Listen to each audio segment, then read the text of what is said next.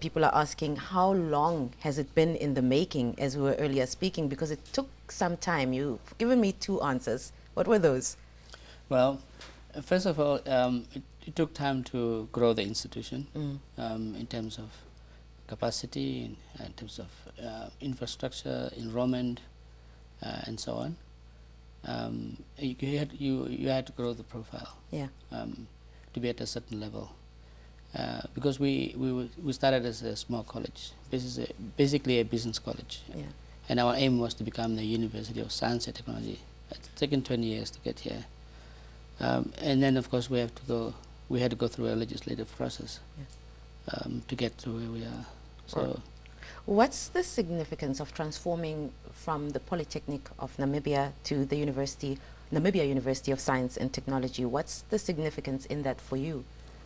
Well, the translation of the institution from one name to the next has a lot to do with what's going on globally. And the meaning for the institution is huge, as it is for the higher education sector in Namibia and for society at large.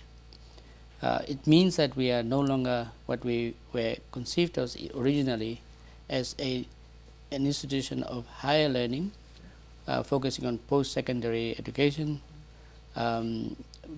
focusing on general fields. So there was no definition of what the Polytechnic is in terms of what it can offer. So it developed as a university in a way, focusing on general fields, but focusing more on the science and technology fields. And that has been our aim, to grow that component so that we one day become that university. Does that not leave a gap in the market for those who'd like to further their studies at the Namibia University of Science and Technology? What happens to some of the courses that are available, were available at the Polytechnic of Namibia?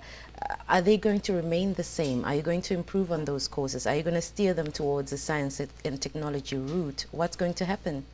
Well, the mandate of the university is in the name, science and technology. But globally, all the universities of science and technology or institutes of technology offer broad education, which means that they also offer the arts and humanities and so on. But their focus is on science and technology, meaning engineering, computer science, so it's focused on mathematics. They focus on a number of fields in the technical disciplines. That doesn't mean that you do away with commerce or business management or social sciences and so on. But you are known as a very strong university, specific in those fields. All right. Dr. Shivikwa, one question for you as well. Let's talk fees. The 2016 is around the corner. You'll be getting more students. There'll be an influx thereof. Will the fees for the courses that you offer increase, because now you are a university? You've become a university. Our fees had always been compared with others.